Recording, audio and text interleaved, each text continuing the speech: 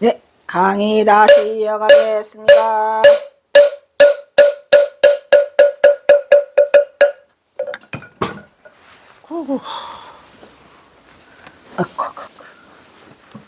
잘 나간다. 어디까지 해야 끝나냐 오늘. 끝은 안 보이네. 역시 끝은 안 보여. 에이, 끝은 안 보이니까. 이 무렵 국정대개혁 차원에서 추진된 것이 겨우 추진됐다는 게 승려의 도성 출입 금지 해제. 얼마 만에 도성 출입 금지 해제 지치, 도성 출입 금지 얼마 만에? 500년 만에. 조선왕조 500년 만에 도성 출입 금지 해제 조치가 이루어졌어요. 그래서 1894년 갑오경장 당시 최종 결정만 남겨뒀다가 이듬해인 1995년 종로 대신 김경직과 내무 대신 박영의가 고종의 허락을 받아 실행을 하게 됐죠. 근데 그게 언제? 그러니까 1894년에 동학농민을 하고 1895년에 전봉준 처형하려고 할 때 그때 바로 그날. 그런데 이 조치를 두고 일본 승려들은 승려의 입성 금지 해제 조치를 마치 자신들이 성사시킨 것 마냥 김경직과 내무 대신 박용호가 했더라는 얘기죠. 자신들이 성사시킨 것 마냥 왜곡 선전하여 한국 불교계를 일본 불교계에 두려는 교묘한 책략을 구사하였더라. 그 후 의병전쟁이 일어났죠.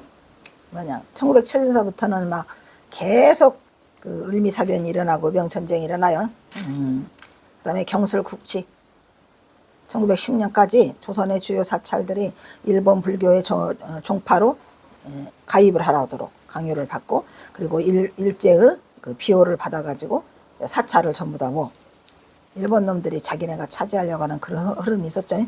그래서 대체적으로 경술국치까지는 일본 한국 불교계는 고유의 전통과 전통을 간직하려고 굉장히 노력했어요. 그래서 1910년까지는 어느 정도 그것을 노력했었는데 그 이후로 다 뺏기죠.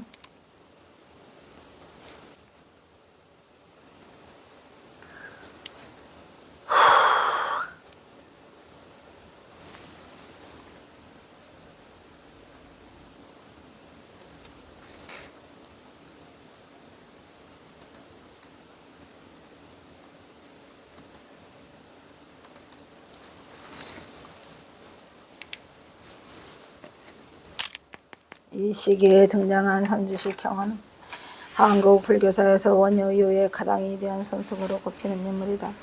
불행하게도 그 당시 조선의 승려들은 발찬의 하나로 인식되어 전대받았고 양반가의 후예가 아니면 도성에는 여전히 들어가지 못했다는 사실은 한국 불교의 정체성을 회복하는데 커다란 장애물로 작용을 했죠. 그러니까 말이 그렇지 500년 동안을 이 썩을 유교가, 그래서 한국 불교가 굉장히 힘든 그거를 겪고 한국 불교의 정체성을 회복하는데 굉장히 커다란 작용을 했습니다. 그리하여 조선 불교는 사회적 제도의 속박에서 벗어나지 못했던 조선왕조의 억불숭의 시대적 상향의 희생물로서 한국 불교의 비극은 아주 오랫동안 지속되었다 이 말이죠. 그나마라도 거기에서 건진 건 경화선사가 선을 일으켜서 선불교를 다시 중흥시키는 바람에 그나마 오늘까지 이렇게 해져서 그나마 감사 맨 감사. 당시 김홍집 내각에서는 승려들의 도실주의 해금을 몇 가지 검토한 적이 있었지만 대원군의 반대로 이루어지지 않았고, 이후 일본 일련종 승려 산호 젠네의 제안을 받고서야 조선 정부는 승려들의 도성출입 금지령이 풀렸다. 1895년 4월 23일. 그 뒤에 다시 금령 1890년에 또 해금, 금령, 해금 1890년을 반복하다가 미친놈들. 그러는 사이에 조선왕조의 고종은 아간 파천을 했죠. 1897년 대한제국으로 국호를 바꿔가지고 자주성을 회복하고자 노력했던 게 그 아간 파천이야. 대한제국. 그래서 이제 그때부터 광무 1년, 광무 2년, 광무 3년 이렇게 된 거죠. 이 시기는 안으로는 조선조의 벽일정책의 영향으로 불맥이 쇠퇴해져가고 발심수행에 의혹이 상실되었고 밖으로는 일본 불교의 유입으로 한국 불교의 전통이 변질되기 시작한 매우 혼란스러운 때에 경화선사가 진짜로 1898년에 범어사 오성을 주지의 초청을 받아서 그때 단계 정말 다행이죠. 그거라도 안 됐다면 큰일 날 뻔했잖아요. 그래서 제가 항상 하는 말인데 오성월 주지가 정말 대단하더라 그런 얘기요. 왜냐 경화선사 초청할 생각을 어떻게 했어? 예, 그래서 그것이 우리의 어떻게 보면 희망의 등불이었죠.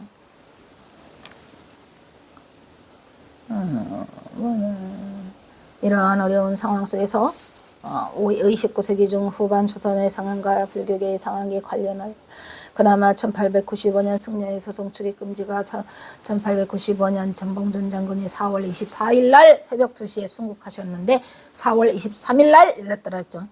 불교계에 나타난 개혁운동, 결사를 통한 교단화 자체의 개혁운동이 이게 경화선사가 한 거예요. 그것을 최선봉에서 앞서는 선구자가 바로 경화성우죠. 왜? 개혁운동이죠. 1899년 해인사 1899년 정확히 말하면 11월 11일 해인사에서 경화에서 주도된 경의결사였다. 경화의 정의결사는 그 이후로 1890부터 1903년까지 영원함을 넘나들면서 네 군데서 나왔죠. 허엄사, 수성결사, 범어사, 수성결사. 당시의 경화기사란 크고적인 선언은 무려 180여 개에 달하며 조선 전통 선불교의 중흥은 바로 경화에 의해서 도화선이 되어 불꽃처럼 다시 일어났다. 그냥 짧은 시간에 번개처럼 일어났죠. 번개처럼. 이것은 철저한 깨달음을 증득한 경화가 있었기에 가능한 거지 철저한 깨달음을 증득하지 못한 자는 이 일을 실행할 수 없었어요. 그 깨달음을 바탕으로 자신감을 바탕으로 원력을 바탕으로 경화가 일으키기 때문에 한 거죠. 그렇지 않으면 할 수 없었죠. 경화가 순전히 성각사의 굳은 의지로 그렇죠. 쓰러져가는 한국 선불교의 생명을 다시 회생시키는 계기가 되었다고 굳은 의지로 뭐가 성각자가 왜냐면 성각자는 뭐예요? 앞을 미리 내다볼 수 있는 사람이죠. 그냥 경화선사는 자기가 여기 할 수 없다는 것을 직감하고 있었죠. 그래서 그냥 5년 동안 정신없이 퍼붓는데 왜냐면 천봉준 때문에 이미 경화선 발목이 잡혀서 실행할 수가 없었어요. 그래서 이게 기회다 라고 해서 계속 밀어붙였죠. 이처럼 경화의 시기는 불교 외적으로는 국가의 존립이 이태롭고 민중들은 관가의 법정과 수탈로 신음하고 불교 내적으로는 가혹한 불교 강압이 자행되는 시대. 경화는 혜성처럼 등장하여 그의 탄생은 결의의 빛으로 다가와 억조 창생의 중생을 조화하였다. 말을 찾지 못했어요. 뭐냐? 이러한 정황을 미루어볼 때 경화의 출현은 그 존재감만으로도 한국 불교의 역사를 바로 세우는 분수령이 되었다고 말할 수 있는 존재감만으로도 만약에 경사가 안 나타났더라면 큰일 날 뻔했죠. 선이 다 뭡니까? 이처럼 경화가 보여준 원흉무예하고 원흉무예하죠. 오묘한 깨침의 도리와 선의 진수를 보여주는 그의 시세계와 넓고 깊은 사상적 법문 그리고 그의 삶의 마지막에 보여준 억압받고 핍박받은 중생들을 향한 끝없는 통치 대비 실천을 통해 자유마저도 털어버린 대자유 이게 바로 동학농민 영화를 도운 거겠죠. 네. 경화가 오늘을 살고 있는 우리들에게 불교의 생명력을 느끼게 한 살아있는 부처의 모습으로 다가온다. 지금까지 제가 박사논문 이것을 지금 하면서도 단 한 글자도 전봉준이 없잖아요. 한 글자도 전봉준이 없어요. 결론적으로 경화는 침체된 불교계의 활력소를 불어넣어줬을 뿐만 아니라 수행과 수도의 눈을 뜨게 해서 공부하는 풍토를 조성함으로써 불교계의 생명력을 되찾게 하고 나아가서는 많은 인재를 배출해냄으로써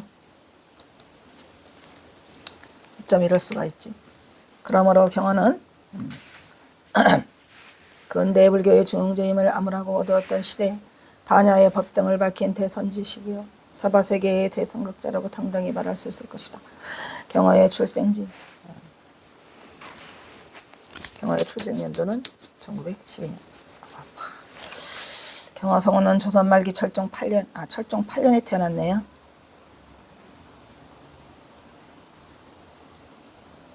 이거 아닌데 철종 8년 아니에요. 그리고 정사생도 아니에요. 기후생이에요. 1849년 1849년이면 철종 1년 같은데 에이 누가 이렇게 써놨어. 이거는 방아남 스님이 쓴 거. 정사생. 철종 1년. 철종 1년. 철종 1년이면 1849년. 그죠?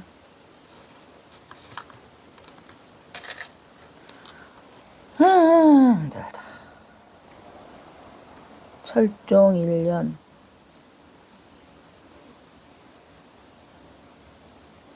아니요. 에헤이. 그러면 1849년을 치야지.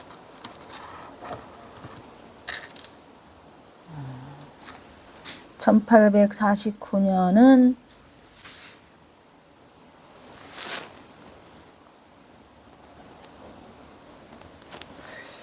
1849년은 뭐라고 나와?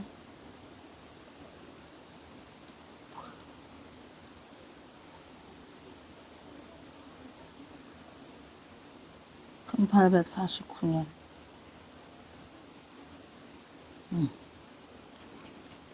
뭐야? 도광 29년 일본.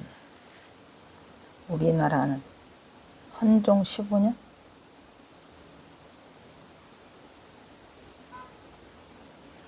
(1849년이) 남북전쟁이 일어났네. 그러면 혹시 헌종 1년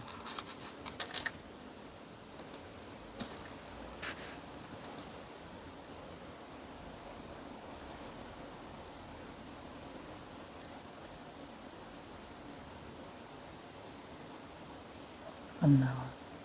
헌종 1년이 1849년인가?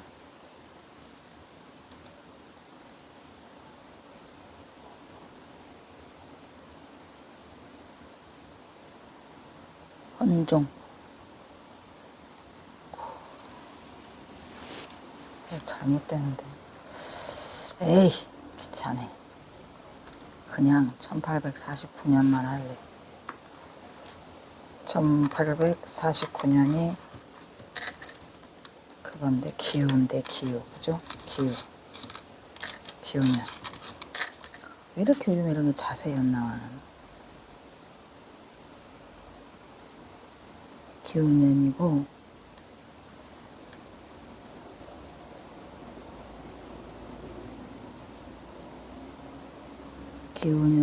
철종치기. 맞다니까 철종 1년이라니까요.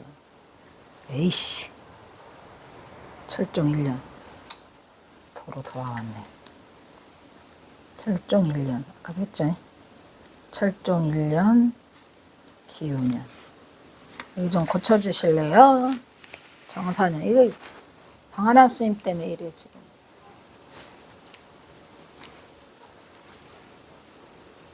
철종 1년, 기우년. 정사년이 아니고. 철종 1년, 헌종 15년. 헌종은 15년에 마감을 하고 이때에 철종 1년이 되는 거예요. 1. 그리고 정사년이 아니고 기우년. 이 정사년은 1857년 경호선사가 그 청계사로 출가한 해예요. 잘못 써. 기우 한꺼번에. 예.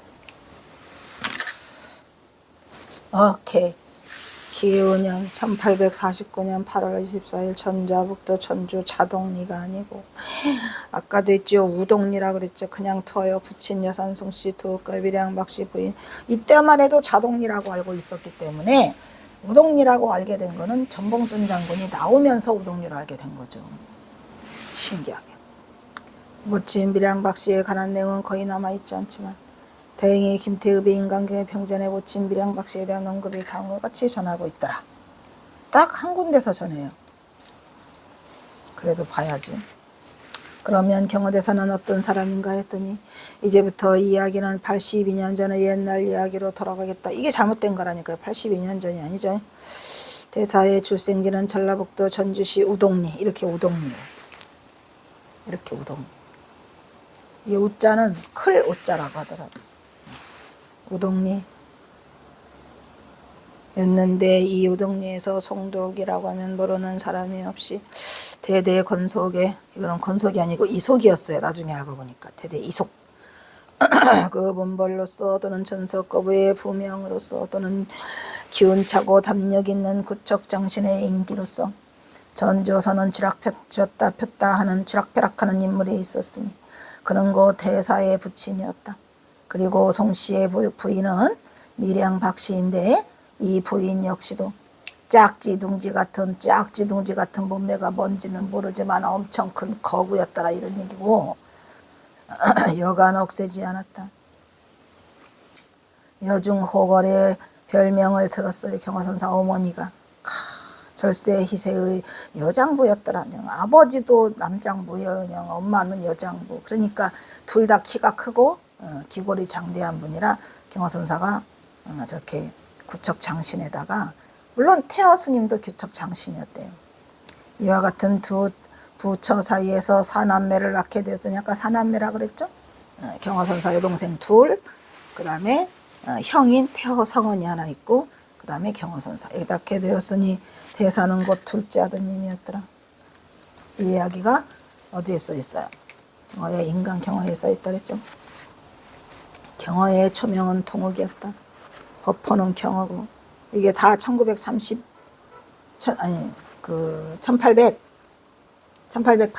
81년 다 대도를 성취하고 난 후에 법호는 지으신 거죠. 동욱수자였어요. 동욱수자, 동욱강백.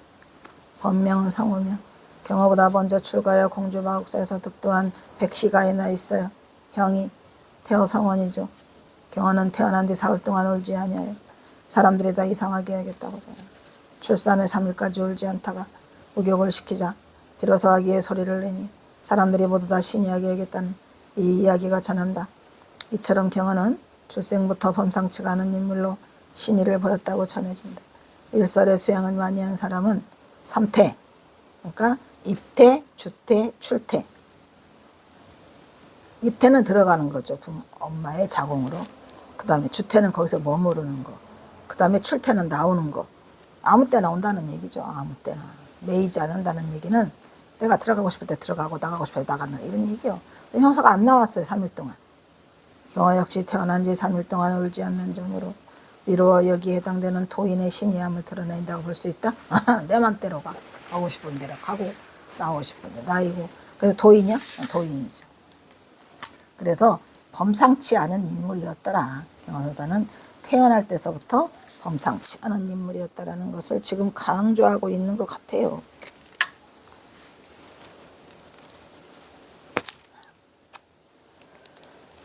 입살.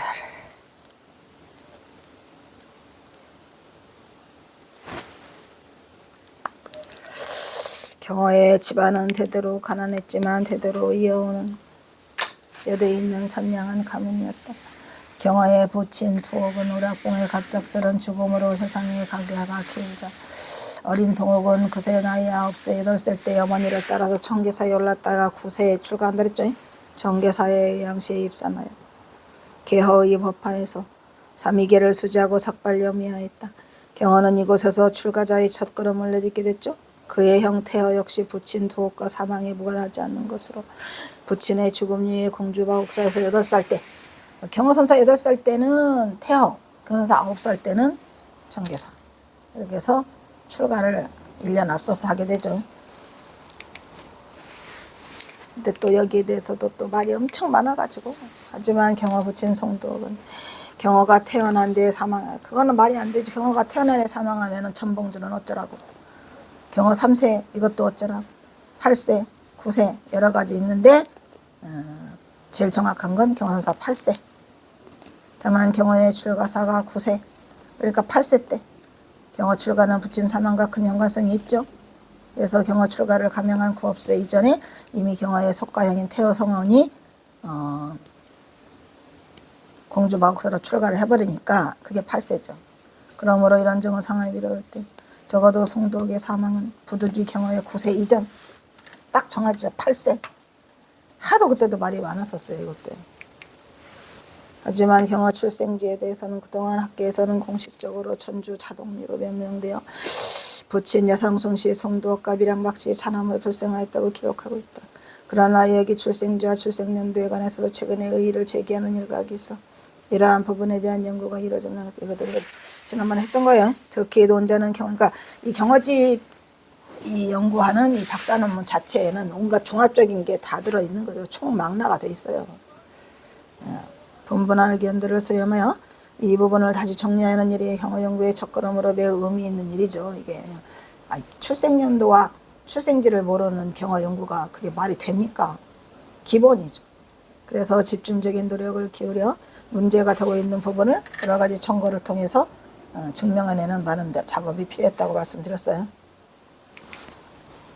그러나 우선 경어 출생지와 출생연도에 관한 내용도 그동안 정확한 기록이 없어요. 벌써 여러 내용이 왜곡되어 왔으니 이 부분에서도 집중적으로 연구할 필요성이 절실하다고 생각해요.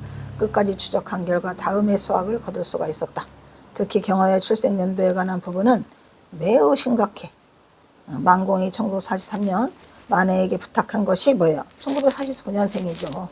그런데 그냥 만공 스님이 말한 1949년을 제껴버리고 그때부터 70년간이 공식적으로 사용했어요. 경어생년이 1849년이라는 걸. 근데 갑자기 경어의 상수지자인 만공이 스승이 생년을 몰랐을 리 없고 또 만공을 믿지도 못해갖고 누가 김지겸 박사가 이 이야기도 논문으로 제가 이걸 냈었었죠. 그죠? 경어의 출생과 출생연도에 대한 고찰해갖고 천장함에서 발표한 거를 소논문으로 해갖고 지난번에 소논문 몇 개? 16개 할 때 했잖아요. 김지겸 한 사람의 주장을 아무런 검증도 없이 그대로 받아들여 무감각하게 경어의 생년을 바꾸는 오류를 지금까지도 버젓이 저지르고 있다는 것이 오늘의 안타까운 현실이라. 그죠? 아니 김지겸 박사 하나 얘기 듣고 다 없애버렸어 그냥. 사실 경어의 생년은 1943 만곡이 처음에 경어집을 펴낼 때 밝히고 있고 이후 오늘까지 70년간 공식적으로 1949년석을 해왔어요.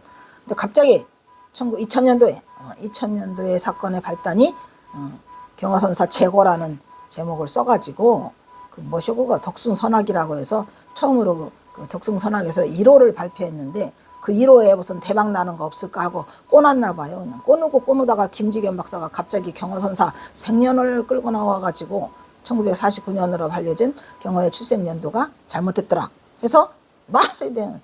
1946년으로 바꿔놓음으로써 그냥 70년간 아무 탈 없이 써왔었는데 경어의 생년이 그냥 무탈하게 사용했던 것을 그냥 한순간에 바꿔놓는 그런 엄청난 오류를 누가 저질러? 김지겸 박사가 저질렀다니까요. 저는 또 이거를 바꿔놓느라고 또 얼마나 몇 개월이 걸렸는지 증거자료 되느라고. 결국은 증거자료 다 됐죠. 왜? 서령화상 행장이 문제예요. 서령화상 행장이 1903년에 써준 거를 김지겸 박사가 1900년이라고 하는 바람에 자기 멋대로 1940년이 갑자기 1846년생으로 둔갑하여 오늘날 경어의 생년은 진흙탕에 빠지듯 엉망진창이 되어버렸던 것을 알 수 있었죠. 따라서 논자는 이러한 어처없는 인들을 하루빨리 정리되어 경어의 생년이 다시 제자리를 찾는 일이 하루빨리 앞당기지 않음을 강력하게 추정하며 논자가 이미 학계에 논문으로 발표한 학술 논문 경어의 출생지와 출생연도에 관한 고찰이라고 했어요. 중심으로 경어의 출생에 대해서 자세히 알아보기로 한다. 지난번에 다 알아봤는데 힘들어.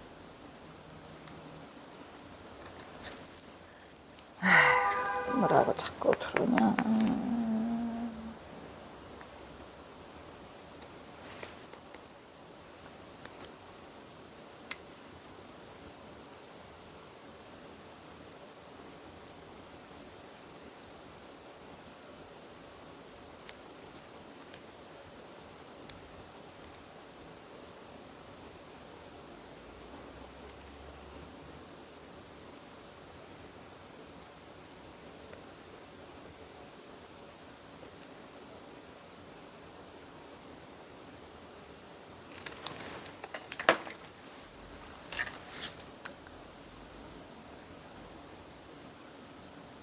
자동리.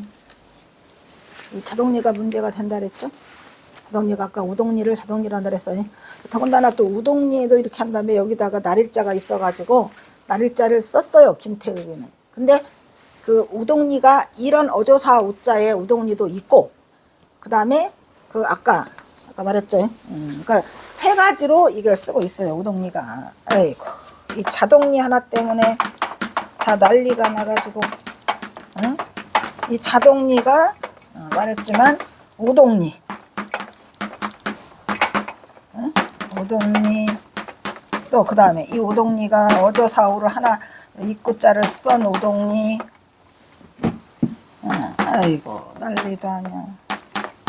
불쌍한 경화선사. 그 다음에 이것을 날일자로 쓴 이렇게 우동리. 그죠?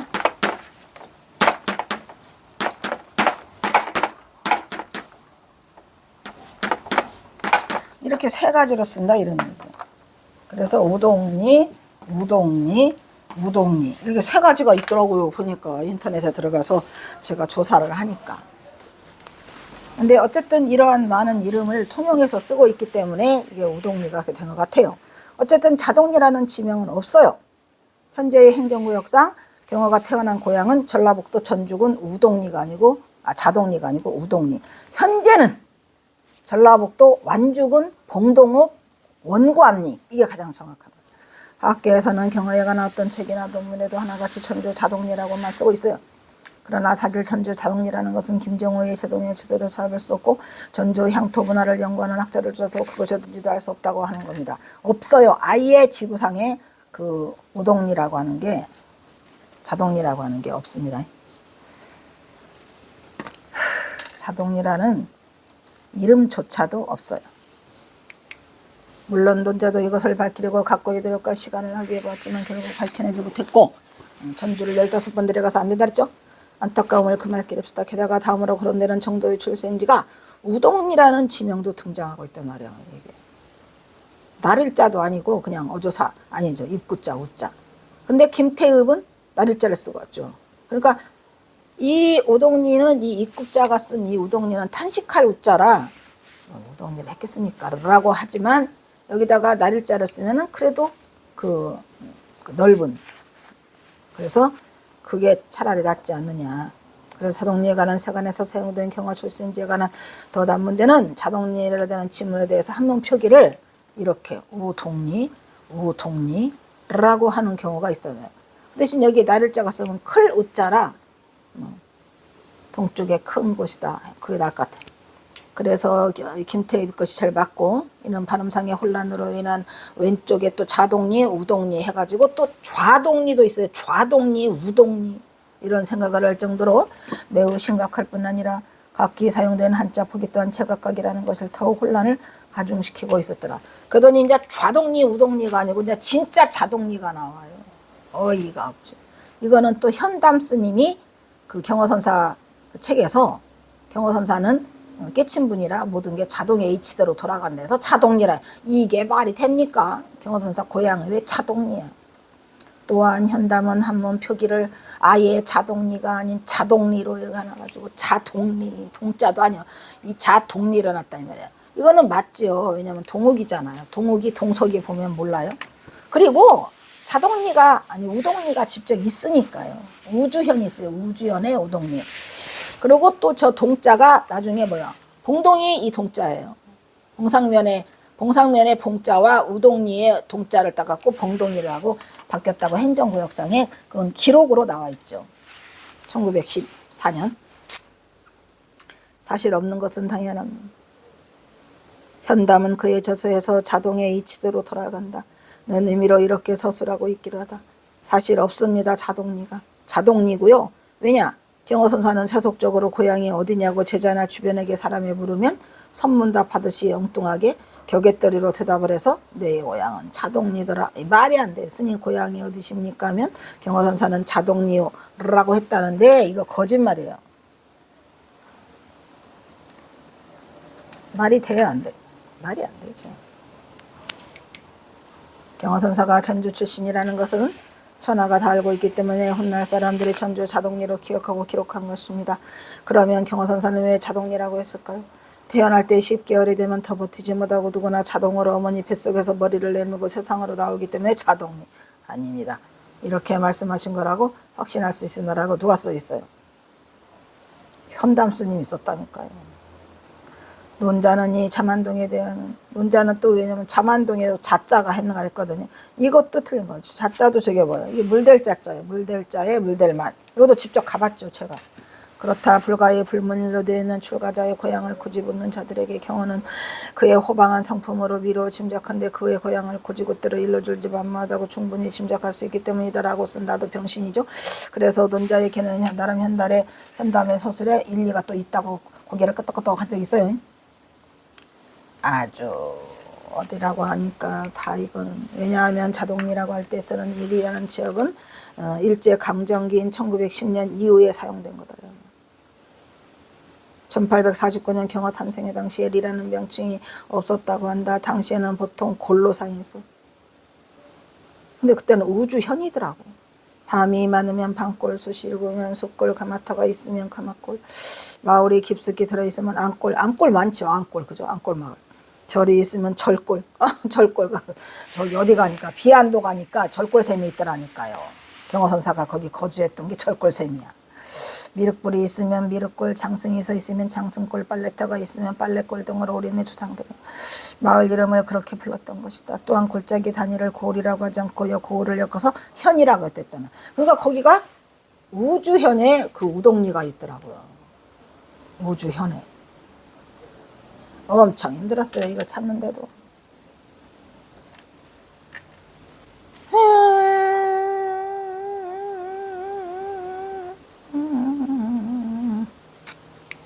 그래서 또 경화선사의 그 자신의 고향을 해필이면 자동리라. 논자는 현담의 기술대로 혹시 자동리가 아닌가. 진짜로 자동리의 한자 표기를 살펴보면 그야말로 우주 삼라만상의 이치가 자동의 이치로다. 이런 젠장. 근데 나중에 제가 알게 된 건데 경화선사는 그렇게 복잡한 사람이 아니시더라고요. 한 가닥을 꼬아놓질 않아요. 그냥 있는 그대로.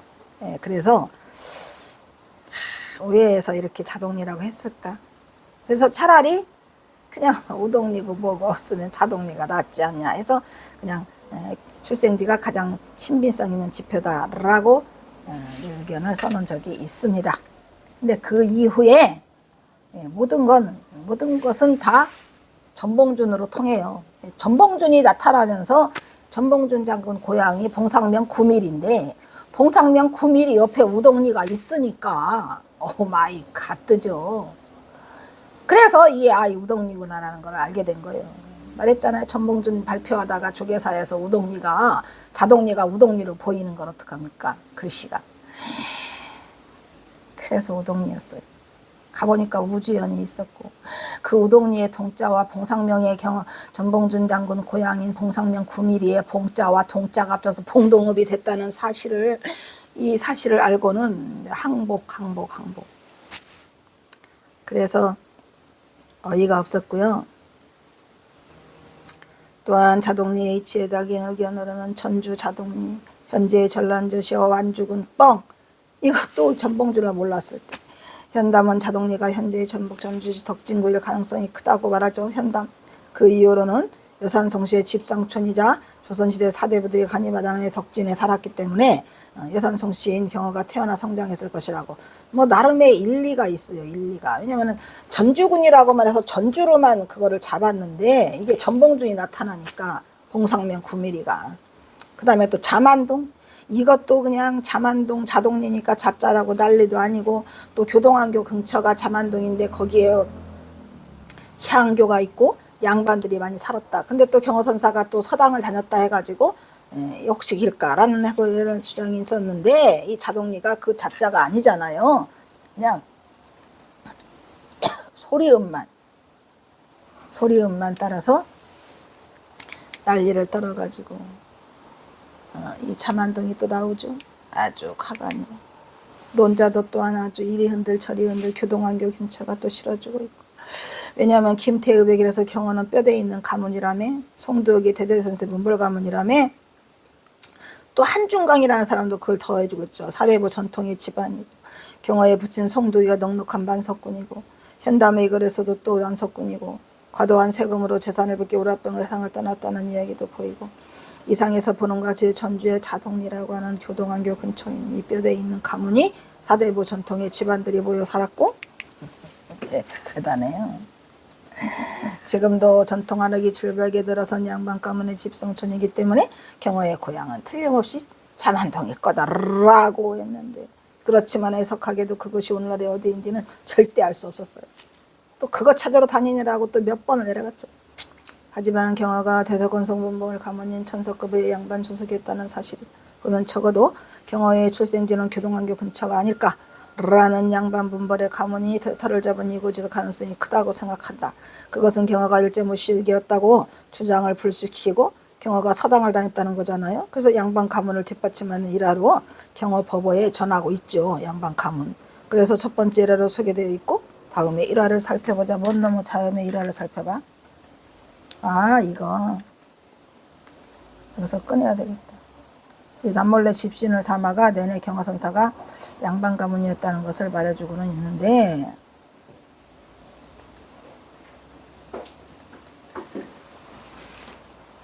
힘들다. 여기서 끊도록 하겠습니다.